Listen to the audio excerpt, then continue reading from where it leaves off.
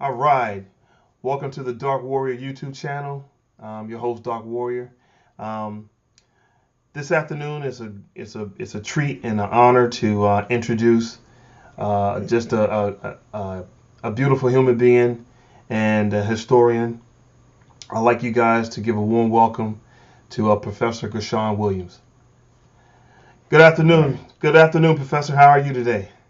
I'm doing wonderful. Thanks and praises. How are you, I'm my doing well. brother? Doing well. Uh, It is. This is an honor and it's a pleasure to finally meet you via video. I know we met on Facebook. yes, Just to give yes. the audience a little bit of just a brief history on my Facebook page. You were relatively quiet, once in a while commenting on my page, and then you eventually sprung into action, notifying me of some of your work. I know you notified me Yeah. some of your work, and it has been a pleasure to speak to you since. Absolutely, family. If you don't know, Professor Gershon Williams did a marvelous writing and review in the book African Presence in Early Asia. Um, in fact, this is the book in which involves Professor Ranuki Rashidi and the late great Ivan Van Sertima, Professor Ivan Van Sertima. This book right here on page, if you can see clearly, on page 113, this is where he did his work. Okay, and I can see from your work you're a huge fan of Godfrey Higgins, and we're going to get in that to a little bit. I really want to get your opinion about him because you spoke very fondly, very highly on him. You didn't get too much into Gerald Macy and all, but you Right. definitely like Godfrey Higgins, and I'm anxious to find out why. Um, but before we do that, Professor, I want to know: can we just briefly just start from the beginning? I know you know your upbringing is what originally Gary, Indiana. Yes, Okay, yes. we're I wasn't born there, but that's where I was raised. I grew up. We moved to Gary. My dad moved the family there. I was just starting school actually, so it was probably right around between kindergarten and first grade that transition, and we moved. He was just looking for employment with well, U.S. Steel was at that time you didn't necessarily need a college degree. You got hired in the mill, man. You can make a decent living, make a decent wage for your family. We had a large family. I'm the oldest of seven, and so excuse me, my father, man, he needed a good job to take care of his family. So we moved to Gary, and that's where I was raised. I went to high school and college there. Met my wife there. We lived in the same community. We went to the same high school. I was a couple of years older than her, but we went to a beautiful all black high school, Gary West Side, hmm and had great teachers. Matter of fact, it was at that high school where I enrolled in a class.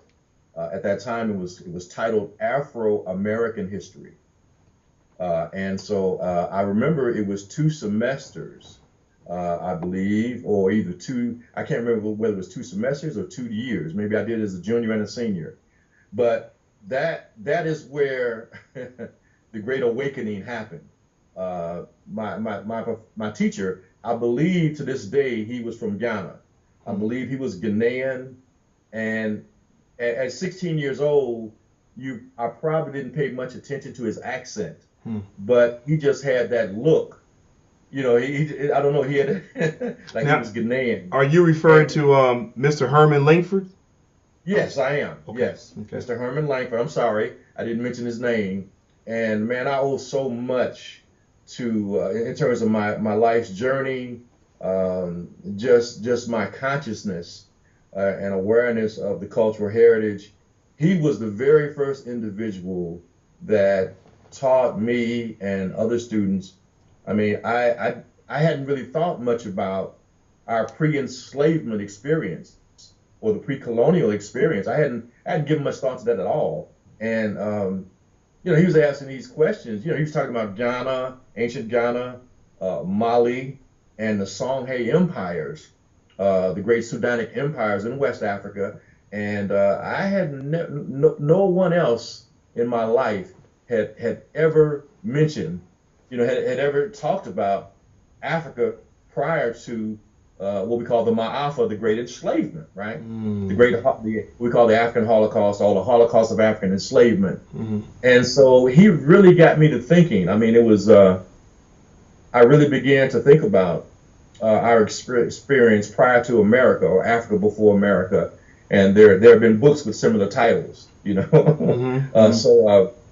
That was the beginning, and then I went on to college, Indiana University, Northwest in Gary, and I know I probably took every available course in Black Studies, every African American Yeah. Studies, in Black literature. I just really wanted to immerse myself in our experience. I wanted to know more about us, who we were. Although I was raised in Gary, Mm-hmm. predominantly Black city, Mm-hmm. one of the first Black mayors in the country, Richard Gordon Hatcher, Mm-hmm. very progressive city. I was raised in a beautiful village of elders, Mm-hmm. of role models and mentors. But it was funny. I think sometimes when you're in that environment, people take it for granted that you're going to learn about your identity. Mm-hmm. You're going to discover who you are, your historical and cultural identity. And if I hadn't taken that class in high school, who knows what route my life would have taken. Mm-hmm. But that class changed my whole life journey, really. Mm-hmm. It did. I wish I could go to Mr. Langford right now, man, and give him a big old hug and kiss and say, Yeah. man, Yes. I don't know how many other students in the class were impacted the way I was. I like to know that too. Mm-hmm.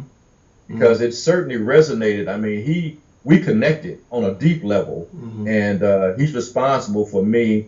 Here I am in my 60s, man. I was like 16, 17 years old, Mm-hmm. and the man set me on a course just to become an educator, a teacher, a historian myself, Mm-hmm. because of what he shared with us, only just about West Africa. Mm-hmm. You see, Mm-hmm. he didn't get into Southern Africa and the Nile Valley, northeastern Africa. He just talked about West Africa, because that's primarily where the majority of our ancestors arrived from anyway. So It's interesting you point that out, Professor, because 40 years in the game, if I give or take, right? 40 years of you being an educator and have been studying our history. mhm. Briefly, what's your take on this whole indigenous movement, especially those who are referring to the late ancestor Ivan Van Sertima as they came before Columbus? I've heard some people use that as a reference to kind of validate, their movement or their ideology. So, Yeah. from your professional experience and awareness of who we are and where we're from, what's your response to that? Well, of course, if we begin with the Africa, Mother Africa, the cradle land of humanity, anthropology and history has been telling us this since man. We can go back at least to the late 19th century, early 20th century, when we had some serious African-centered thinkers and scholars. We already knew that Africa was the origin of the human family. Mm-hmm. So anthropology had been, even not only African, even non-African scholars and anthropologists had been saying this, but it really began to, when they began to discover physical evidence, fossils and various, human types of skeletons in Southern Africa. I think this was in the 1920s and 30s. Long before the Leakeys in the 1960s, Lewis and Mary Leakey began to make their finds of what Homo sapiens sapiens. And I'm going to fast forward a little bit because, anthropology, as I said, we had learned about this through anthropology.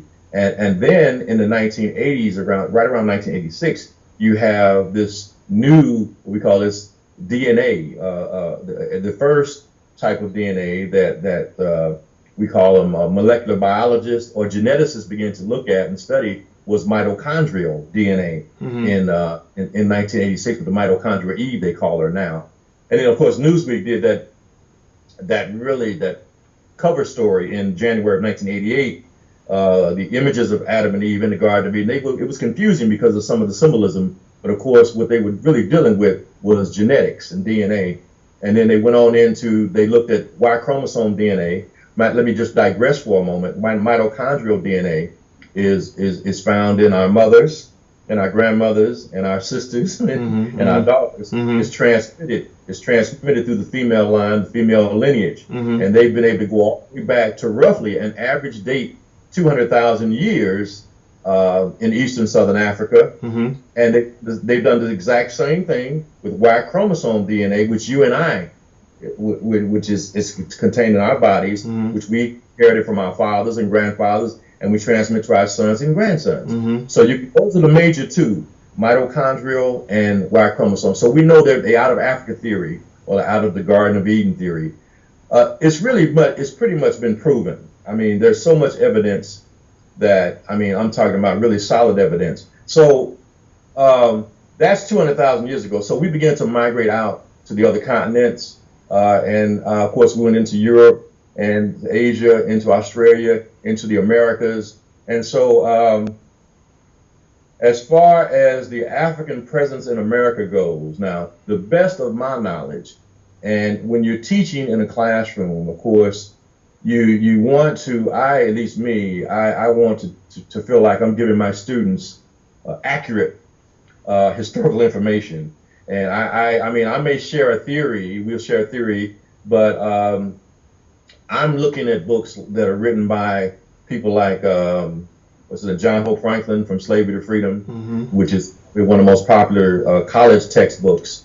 And even he discusses the African presence in America. And he mentions the fact that it hasn't been embraced or accepted by mainstream scholarship, but that's not because there isn't abundant evidence. He said the evidence has been there. It's just that they refuse to change their orthodox views. They have this orthodoxy that's been with mainstream scholarship for probably at least a century or more, and they're just stubborn and refuse to revise their thought process because the evidence is pretty solid. And what I'll say to address your question directly, is we know that there were two main periods that there's evidence that Africans visited the Americas, primarily Mexico, central Mexico, and that is during the period of the Olmec Civilization. I think the Olmec Civilization, it began right around 1200 BCE or before the Christian era, and endured to about 400 BC, I believe it is, BCE. But right around that 800, 750 BC period is when you have the height of the Olmec Civilization. And the Olmec Civilization, of course, is the mother of the Mayan, the Aztec, the Toltec, all of those Mesoamerican civilizations. So you have the Olmec heads, which are